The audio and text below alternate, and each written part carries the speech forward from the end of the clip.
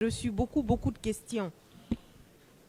Je n'ai rien compris, madame. Je dis, je ne serai pas longue.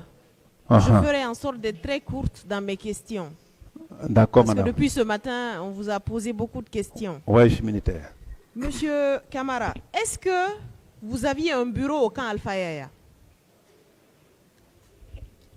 Oui, madame. Je vous dis parce que j'ai bien envie de replacer le contexte des événements du 28 septembre, qui sont un contexte où des personnes ont été séquestrées quelques jours après, les jours qui ont suivi, au niveau du camp. Est-ce que vous aviez connaissance que des Guinéens, des citoyens guinéens ont été arrêtés et séquestrés là-bas? Non, madame, parce que je n'ai aucune idée par rapport à ce que vous dites. Vous n'avez aucune idée? Absolument pas du tout. Pourtant, nous avons des personnes qui disent que par votre canal, par le canal de d'autres personnes, elles ont été emprisonnées et séquestrées là-bas pendant des jours, soumises à des tortures. Donc, vous n'avez jamais eu connaissance de ça? Pas du tout, madame. Vous avez dit tout à l'heure à ma consoeur qu'au moment où vous sortiez, vous essayiez de sauver les leaders du stade, vous avez croisé des gens qui couraient. Quelle était l'ambiance? Parce que vous dites que vous n'avez vu personne, personne n'était blessé, il n'y avait pas de mort, il n'y avait pas de femmes violentées devant vous, mais vous voyez des gens courir quand même. Mais quelle était l'atmosphère? Était-ce une atmosphère de sécurité? Les gens étaient en sécurité dans ce stade? À votre humble avis, M. Camara. Madame, merci. J'espère que ce n'est pas question-réponse. Hein. Donc, je vous dis simplement que lorsque vous attendez que ça tire dans un stade, ou dans un quartier, ou dans un marché, l'atmosphère, on ne demande plus. L'atmosphère, c'est qui sauve qui peut. Donc, moi, j'ai vu ceux qui couraient, et ils venaient, on se dépassait sans leur demander. Moi, je rentrais en courant, comme je l'ai dit tantôt. Et miraculeusement, au grand hasard, ces personnes qui couraient, vous n'avez vu personne blessé, vous n'avez vu de sang sur personne. Si je voyais quelqu'un blessé, je l'aurais pris. Franchement, je vous le promets. Parce que je sais qui je suis, je sais ce que j'ai pu faire ce jour-là. Donc, si moi je voyais quelqu'un blessé, je l'aurais pris, le mettre au même moment, c'est-à-dire dans la même voiture que les leaders. Je lui ai dit que je n'avais plus de place, j'étais obligé de donner ma place à ces leaders. Je vous le concède, Ouais. M. Camara. Donc, vous, ce que vous avez vu, c'était un mouvement de foule. Et ce mouvement de foule a certainement provoqué la mort de plusieurs personnes. Vous n'avez vu rien de tout ça. Parce qu'on parle quand même de 157 personnes tuées. Et certaines personnes sont tombées, d'autres se sont bousculées, d'autres sont mortes par asphyxie. Il y a énormément de choses à dire là-dessus. Vous avez vu des gens courir, il n'y avait pas de mouvement de foule. J'ai fait une mission instantanée. Et quand je suis rentré, comme je l'ai dit tantôt dans ma déposition, je n'ai pas pris le temps à l'intérieur du stade. Quand j'ai vu Dalin, M. Dalin, je vais dire, et les autres là, je pense que c'était ma mission. Parce que, vous savez, j'étais obligé de replier parce qu'ils étaient déjà blessés. Est-ce qu'il y a eu des morts après? Je n'avais pas l'idée et je n'avais vu ni corps ni blessés. Si je l'avais vu, surtout les blessés, je l'aurais pris. Ok, M. Camara, je vous le concède. M. Camara, vous dites que sur instruction du président du CNDD, à l'époque, vous êtes retourné voir le président du CNDD qui vous a donné pour instruction de ramener les leaders qui étaient blessés au niveau de Ambroise Paré. C'est ça, si j'ai bien compris. Je vous ai dit oui, que ce n'est pas moi seul. C'était avec Komara qui a reçu l'instruction. Je suis parti, on est parti ensemble. Oui, mais la personne concernée ici, M. Camara, je vous aide. Non, c'est moi qui ai envie de vous aider parce que la personne qui est concernée ici, c'est vous. Vous êtes inculpé de plusieurs chefs d'accusation. Vous êtes ici devant un tribunal criminel, vous comparaissez en tant qu'accusé. Vous dites que vous êtes parti, qu'on vous a donné des instructions d'évacuer ces personnes-là dans la clinique, oui ou non? Est-ce que vous avez compris le cheminement? Bon, les gens étaient déjà si vous voulez m'aider à comprendre, ce serait peut-être intéressant. Madame, je vous fais comprendre, s'il vous plaît. Les gens étaient déjà en lieu sûr. Il était question d'aller le prendre où ils subissaient leurs soins primaires pour les envoyer dans une clinique, comme vous connaissez, Flamand Neuf quand même. Vous connaissez à l'époque Ambroise Paré et Pasteur, et à ses frais, à lui, prendre les gens, tous partout où ils sont, pour les envoyer là-bas à ses frais, et sécuriser les endroits. C'est ce que j'ai pu faire avec Komara et Koutoubou-Sano, et l'endroit a été sécurisé jusqu'au lendemain. D'accord. Tout à l'heure, depuis ce matin, vous avez dit beaucoup de choses, mais moi j'ai retenu un passage, je crois que je l'ai même noté, où vous expliquez que vous avez demandé aux médecins qui étaient au camp Samori, c'est ça, hein? C'est le camp Samori, si je ne me trompe pas, de faire en sorte qu'il n'y ait aucun homme en uniforme là-bas. Ça voudrait dire que ce jour-là, les hommes en uniforme étaient un vrai danger pour les citoyens de ce pays? Je n'ai pas dit dans ce sens. Ça veut dire qu'on était dans un climat tel que ces hommes en uniforme ont été capables de faire du mal à des personnes blessées dans les hôpitaux? Non, madame, je n'ai pas dit dans ce sens. Sinon, ces militaires, avant le 28 septembre, vivent avec les citoyens. Qui n'a pas logé dans un quartier? Quand vous dites que la présence des hommes... Non, moi je n'ai pas dit dans ce sens. J'ai dit, et puisque moi-même j'ai reçu des coups, j'ai été encerclé quelque part, et je me suis échappé dans tout ça. Je vais mettre les gens là à un lieu sûr. J'étais obligé de donner des consignes qu'à part les médecins, que personne n'avait le droit de les visiter. Dans un pays normal, a-t-on besoin de donner ce genre de consignes? Maintenant, moi je vais juste revenir sur vos propos. Vous dites, je leur ai dit de ne laisser aucun homme en uniforme rentrer ici. Vous dites également que vous avez transporté les leaders politiques à Ambroise Paré une première fois, mais que vous avez été confronté à des hommes qui ont voulu leur faire du mal là-bas. Donc je veux comprendre. Vous dites également ici que vous n'avez pas dit ça dans ce sens. Qu'est-ce qu'on doit comprendre en définitive de ce que vous avez envie de dire, monsieur Kamara? Vous voulez que je vous donne des explications claires? Acceptez, ne me coupez pas alors, écoutez, je vais vraiment vous aider. Oui, vous m'avez toujours aidé, moi je vous aide maintenant. J'ai dit que quand je suis arrivé à Ambroise Paré, et puisqu'on m'a empêché que les leaders puissent subir leurs soins là-bas, je suis remonté dans la voiture et j'ai remis ces Oudalins dans la voiture. Nous sommes repartis vers la ville. Je peux vous arrêter s'il vous plaît une seconde? Non. Qui vous a empêché à ce qu'on soigne les leaders là-bas? Je l'ai tantôt dit. J'ai bien dit que c'est les hommes de Toumba et Toumba lui-même. Toumba lui-même était à Ambroise Paré, il vous a empêché. Je pense que ce n'est pas la première fois que les gens entendent. Les leaders l'ont dit toujours. Et je le répète ici. D'accord. Donc vous estimez que si vous n'étiez pas là, ces hommes auraient fait du mal aux leaders politiques?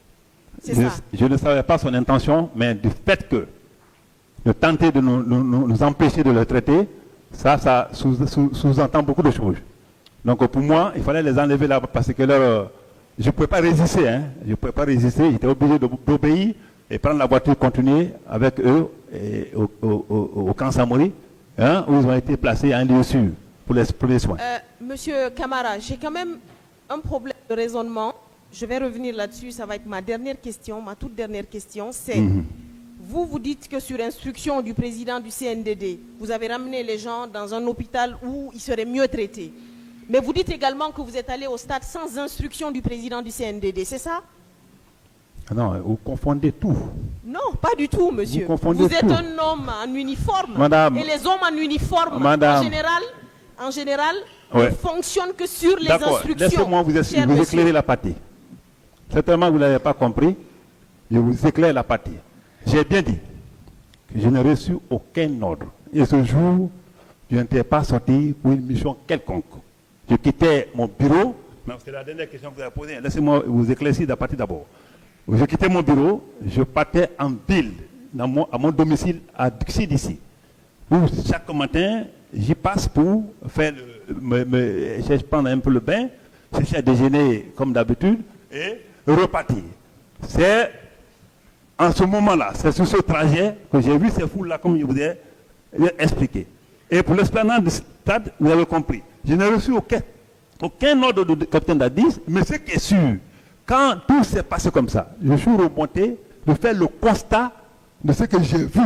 Et j'ai vu d'autres personnes là-bas. Et le constat là, comme tout le monde était là, j'ai dit, expliquer à tout le monde, il était là, j'ai dit, mais écoutez, les leaders, il était déjà informé que j'avais certainement pris les gens, j'ai dit que les leaders ont été, tel, j'ai cité les gens, ont été mis à ma voiture, je les ai envoyés à un lieu sûr, au camp Samori.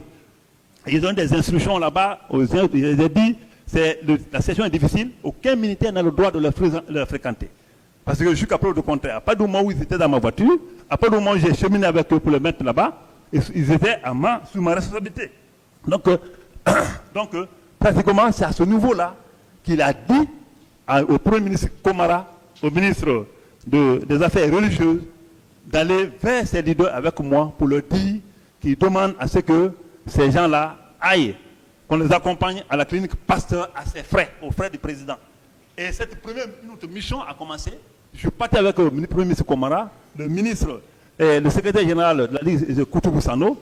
Les gens ont été vraiment pris à ce niveau. Ils ont été amenés à la clinique Pasteur. Et c'est voyez. Et le Komara a été clair, il a dit que c'est aux frais du président. Et j'étais chargé de sécuriser l'endroit jusqu'au matin, et c'est ce qui a été fait. Donc, si je comprends bien, vous aviez besoin des instructions du président pour faire soigner les gens, mais vous n'aviez pas besoin de ces instructions pour aller au stade. Je vous remercie. Est-ce qu'avant d'aller au stade, on était ensemble? Okay, ah bon, j'ai cru que c'est une question encore. Ah, autant pour moi, madame. Merci, monsieur le président, de m'avoir donné la parole. J'ai quelques questions à poser au colonel Kebrou. Mon colonel, nul n'ignore qu'en 2009, vous étiez l'une des figures qui ont symbolisé le pouvoir du CNDD. Oui, du CNDD. Donc, vous faites partie de ceux-là qui ont fait la Guinée du capitaine Moussa Dadis Camara, que j'ai un respect pour le capitaine Moussa Dadis. Ce que je ne comprends pas, vous, en tant que secrétaire d'État, chargé de la lutte contre le banditisme, contre la drogue et concernant les services spéciaux, vous étiez au stade, vous avez tout dit, mais vous n'avez pas dit concernant le massacre. Quel rôle vous avez joué alors que vous étiez au stade et vous avez 200 personnes qui sont sous votre commande? Mon colonel, concernant le massacre, qu'est-ce que vous avez fait pour empêcher le massacre? Parce que vous étiez tenu par une obligation de résultat. Vous êtes quelqu'un qui est au sommet de l'État en tant que membre influent du CNDD. Oui. Qu'est-ce que vous avez fait pour empêcher le massacre? C'est la question? Oui, c'est la question. Qu'est-ce que moi j'ai fait pour empêcher le massacre? Oui. Je n'ai pas de réponse à ça. Si ce que j'ai fait n'est pas suffisant, je n'ai vraiment pas de réponse à ça. Maintenant, je pose la question d'une autre manière. Vous, en tant que... Vous avez dit que vous avez été au stade. Vous commandez 200 personnes. Je veux savoir, quand vous étiez au stade, est-ce que les gens qui relevaient de vous n'ont pas ouvert le feu sur votre instruction? Ok, voilà, dites tranquillement. Vous-même, 200 personnes, je l'ai annoncé ici. Et est-ce que je t'ai dit que ces 200 personnes-là étaient planifiées chaque jour? Ah, madame, ok. J'ai dit... Bon, qui pose alors clairement la question? Oh oui, mais lui, il pose la question alors clairement. Je n'ai pas compris. Monsieur Kebrou, Monsieur Kebrou, il faut comprendre la question. Dans le procès, dans le procès verbal, dans l'arrêt, dans l'ordonnance de renvoi, il est écrit là-bas noir sur blanc, certaines parties civiles, à savoir Hadja Ramatoulaye Sow, à savoir Madame Penda Diallo et Mamadou Ramata Bari, déclarent que non seulement vous avez ordonné de faire utiliser les gaz lacrymogènes, mais en plus vous avez ordonné d'ouvrir le feu sur les manifestants. Qu'est-ce que vous en dites? C'est ça, merci. Merci, merci mon cher frère. Je pense qu'on est tous Guinéens. Je pense qu'on se connaît dans ce pays. Même en me regardant, vous savez que je ne suis pas cet homme qui peut donner des instructions à qui que ce soit pour tirer sur qui que ce soit. Donc, ça veut dire que cette question, je l'ai tantôt dit, que j'ai besoin de confrontation, malheureusement. Avant que l'ordonnance de renvoi ne soit prise, je le dis comme ça, moi je pense que ces questions de contradiction devaient être réglées. Parce que dans cette même ordonnance de renvoi, nulle part j'ai vu les leaders ont témoigné en faveur de Kone Kegboro. C'est une ordonnance de renvoi qui est en charge et non en décharge. Donc moi je ne rentre pas dans ça. Ce que vous posez comme question, je vous dis et clairement que ça, ce n'est pas l'imam de Kegboro et ça ne me ressemble pas. Ça veut dire que c'est faux. Le tribunal appréciera. Deuxième question. Vous avez affirmé à la barre, parce que ici l'instruction définitive c'est à la barre, vous avez affirmé que vous avez vu M. Marcel Guilavogui à la porte au stade du 28 septembre et que M. Toumba est venu parce que c'est lui qui était à la tête du régiment de commando au temps du CNDD. Quand ils sont venus, vous, comment vous êtes quelqu'un qui est au sommet de l'État, est-ce que vous leur avez dit d'obéir à vos consignes pour ne pas qu'il y ait des massacres? Toi, tes questions, je ne comprends pas bien français. Hein. Tes questions, je ne comprends pas, Monsieur le Président. Il faut que tu reprennes. Non. Oui, mais ce n'est pas une question simple. C'est les narrations qui ont abouti à la question, transforment complètement la question. Mais... Bon, j'ai dit que je n'ai pas compris. Monsieur Kebrou, oui. Nous vous connaissons comme un membre influent du CNDD. Quand vous êtes présent, vous pouvez donner des instructions. Parce que vous êtes membre du gouvernement en ce temps-là. Est-ce que vous avez dit à M. Marcel Guilavogui et au commandant Toumba de suivre vos consignes pour ne pas qu'il y ait des massacres? Parce que vous avez vu leur allure. Qu'est-ce que vous en dites? Merci, maître. Est-ce que j'étais avec eux quand ils rentraient au stade? Je n'étais pas avec eux. Je n'étais pas avec eux. Mon colonel, vous êtes gendarme de profession.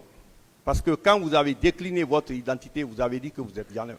Quelles sont les armes conventionnelles que la Convention des Nations Unies reconnaisse quand il y a manifestation, des armes qu'on peut déployer pour ne pas qu'il y ait des massacres? Pour le moment, je n'ai aucune réponse parce que je ne m'occupe pas de maintien d'ordre. Je ne suis pas un spécialiste de maintien d'ordre. Mon colonel, j'ai suivi une émission quand vous étiez au stade. Vous avez dit, je m'adresse au leader. Celui qui parle là-bas maintenant, je lui rentre dedans. Vous vous souvenez de ça? Oui. Mais pourquoi vous avez tenu un tel propos à l'endroit de ceux qui devraient manifester? Vous avez dit... Est-ce que... Non, pas à l'endroit de ceux qui veulent manifester. J'étais avec les leaders. Et j'ai été clair que ceux qui étaient derrière moi, qui faisaient on n'entend même plus ma voix, et c'est voyez. C'est à eux là. Ils sont des jeunes frères et je m'adresse aux grands frères. Moi, je n'ai même pas dit leader, j'ai dit aux grands frères. Alors, si j'ai dit ce propos, je ne nie pas. Mais je pense que ce n'est pas à cause de propos là qu'il y a eu mort d'homme au stade.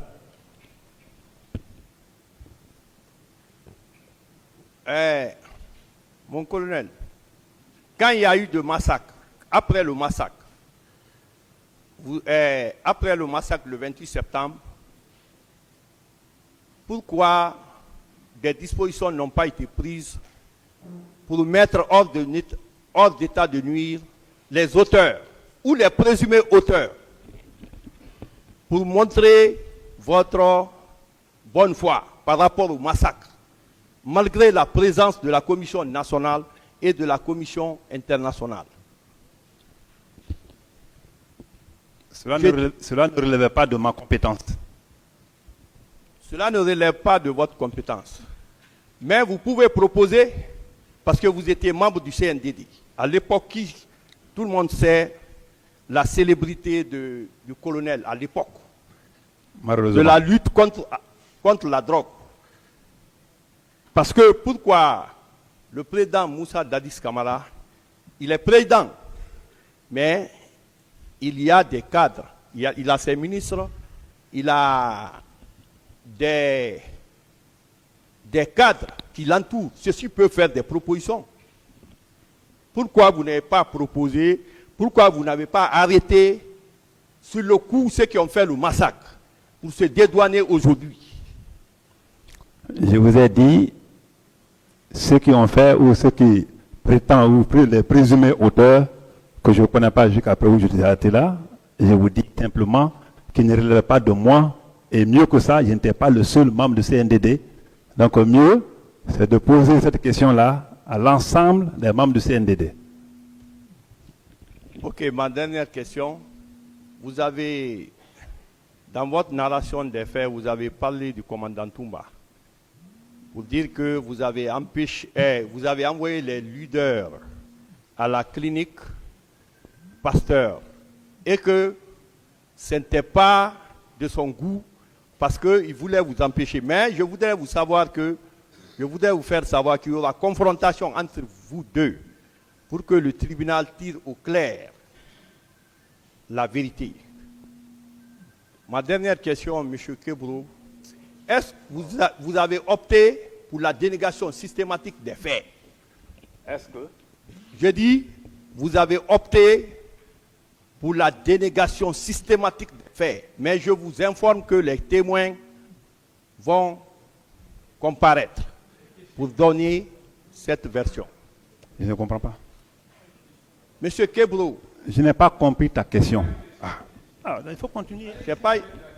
Voilà, je lui pose la dernière question.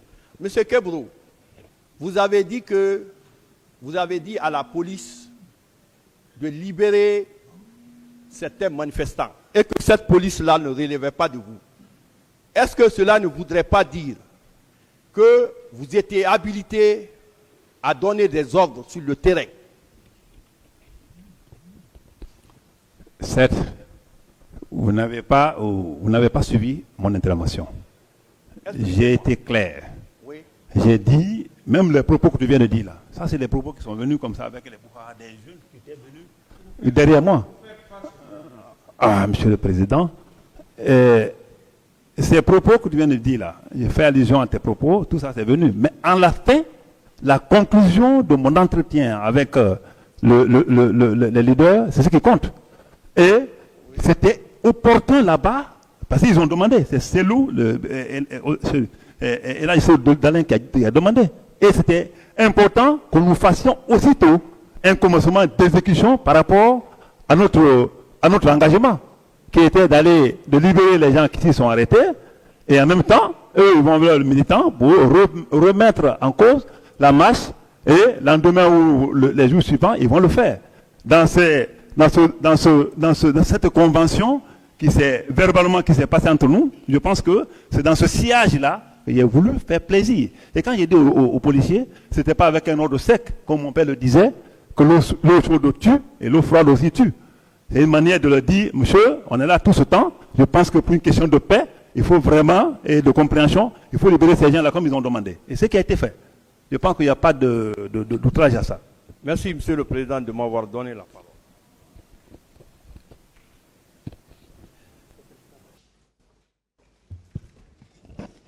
Merci, Monsieur le Président.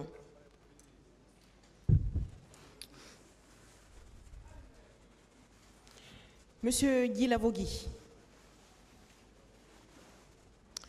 est-ce que le 28 septembre, vous deviez être au stade?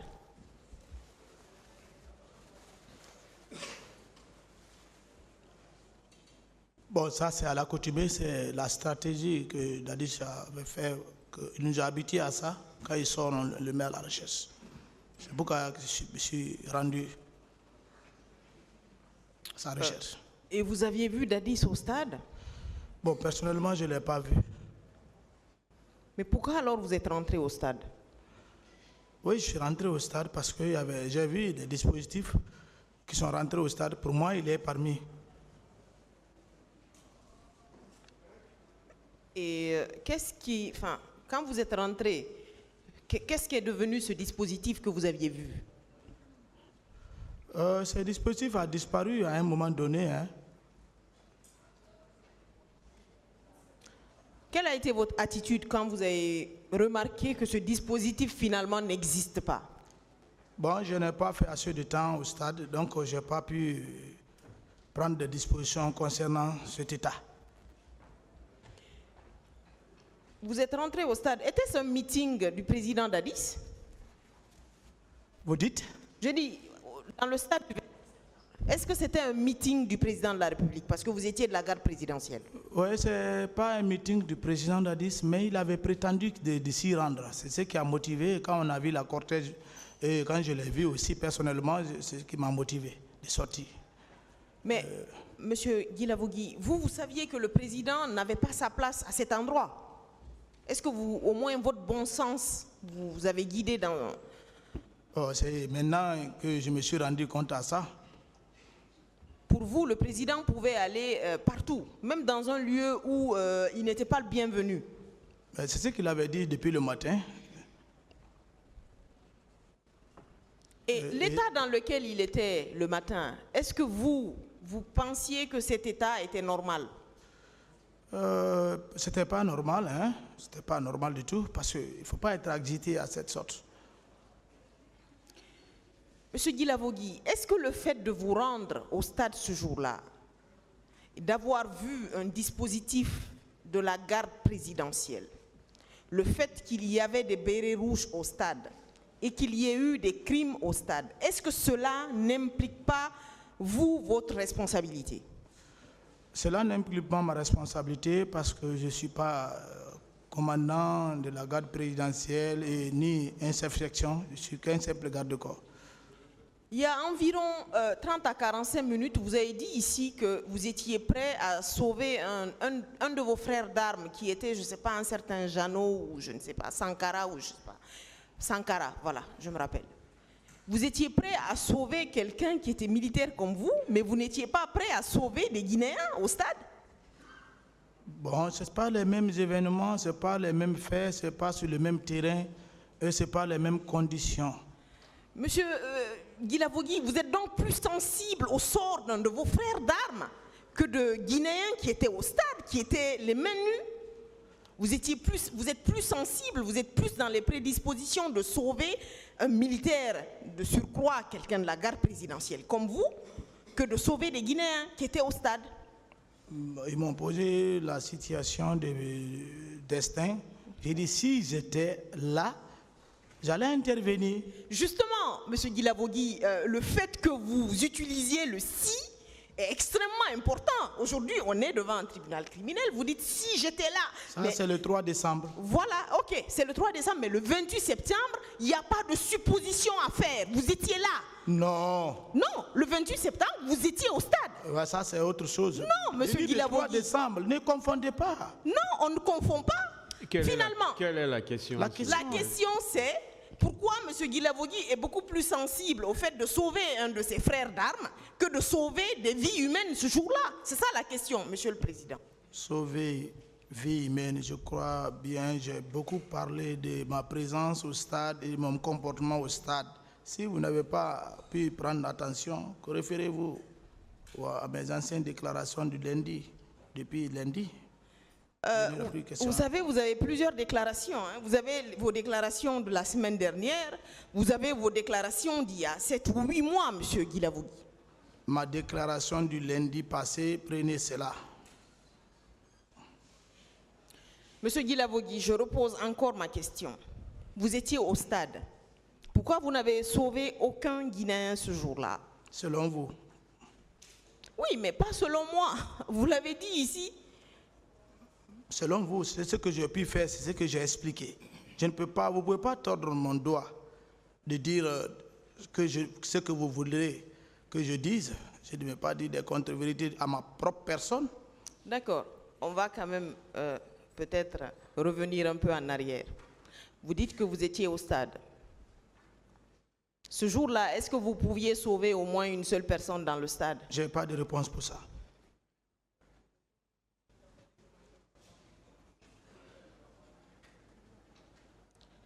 Monsieur Guilavogui, quand vous êtes revenu, parce que vous avez dit que vous êtes retourné au camp Alpha Yaya, après la petite démonstration de force que vous avez fait ce jour-là au niveau de Ambroise Paré, vous êtes tranquillement revenu au camp. Quelles sont les remarques que vous avez faites au camp ce jour-là? Je n'ai pas d'explication pour ça. Le camp, c'est le camp. Le camp, c'est le camp? Même après un pareil drame? Le camp n'est pas un quartier. Et c'est un quartier aussi, mais différent des autres quartiers. Différent des autres quartiers, c'est-à-dire? Ce n'est pas un quartier civil, militaire avant tout.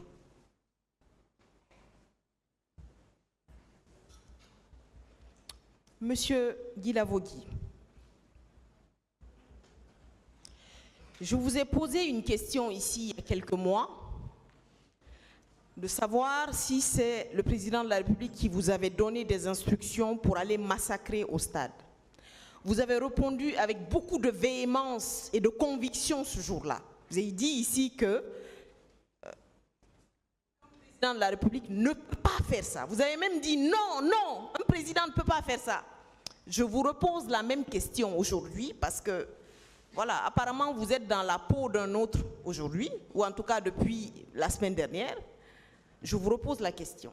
Le président de la République a-t-il envoyé des gens pour massacrer au stade?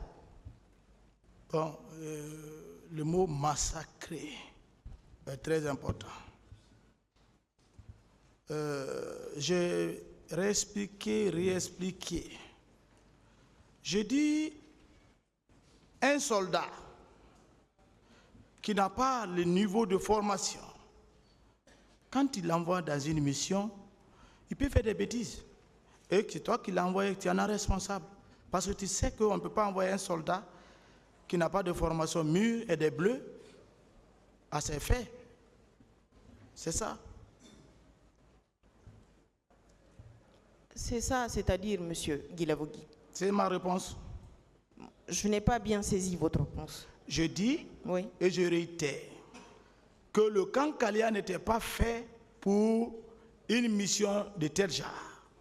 Mais si le président en a fait usage, il est responsable. Parce que ce sont des bleus. Il faut 6 mois de formation pour être un peu... Et après même, c'est 6 mois. Il faut avoir des notions SIAT1, SIAT2, et puis des cours pour nettoyer le cerveau. Les cours de maintien d'ordre, les cours de CICR, de secourisme.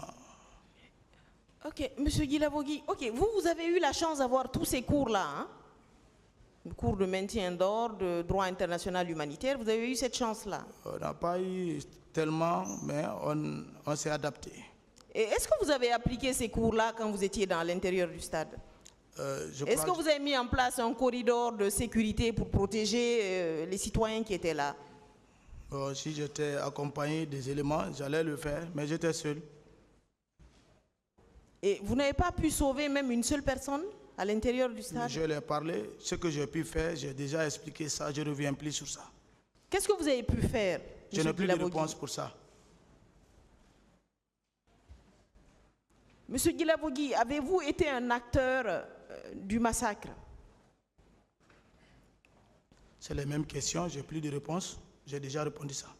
Monsieur Guilavogui, pourquoi il y a 8 mois, monsieur Moussa Dadis Camara était innocent et aujourd'hui il est coupable? Qu'est-ce qui a changé? Bon, moi, je n'ai pas rendu le président Dadis innocent. Si, vous l'avez innocenté ici, monsieur. S'il vous plaît, laissez-le répondre, s'il vous plaît. C'est vous qui vous voulez vous acharner sur moi de mes déclarations. Je ne suis pas un enfant. Je n'ai pas dit ici que le capitaine Moussa Dadis Camara est innocent. C'est un supérieur hiérarchique. Devant lui, ce qu'il a fait, il devait assumer. C'est tout ce que j'attendais de lui. Mais comme il ne l'a pas fait,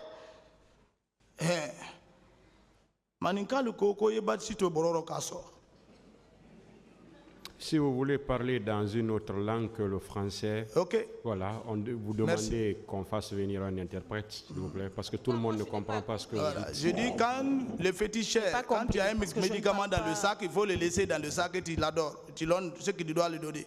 Mais si tu fais sortir ça, tout le monde va voir et ton fétiche sera vu de tout le monde. Ok. Monsieur Guy Lavogui, est-ce que votre position actuelle est liée au fait que Monsieur Dadis Camara a fait montre d'un certain mépris à votre égard? Je n'ai pas bien saisi. Vous n'avez pas compris ma question. Oui. Je veux dire votre revirement.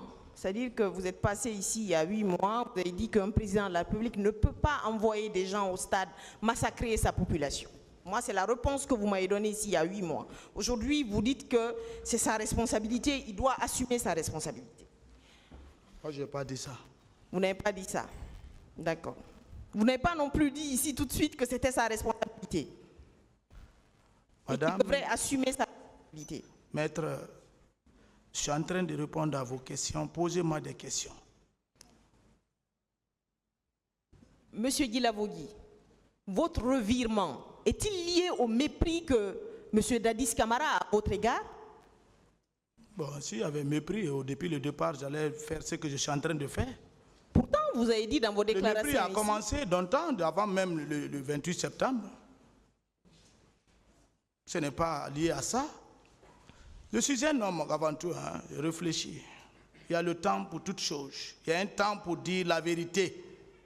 Il y a un temps pour tous. Il y a un temps pour grandir, il y a un temps pour vieillir, il y a un temps pour mourir. Ça donne Ecclésiaste.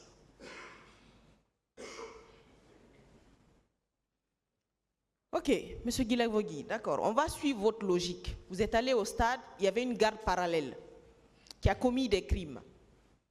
À votre retour au camp Alpha Yaya, est-ce que vous avez posé des questions à celui qui était à la tête, le commandant en chef des forces armées,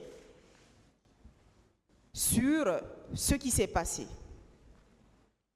Je ne suis qu'un subordonné. Un subordonné ne peut nulle part venir demander son chef hiérarchique pour des comptes à rendre s'il n'a pas reçu un ordre concernant ce fait.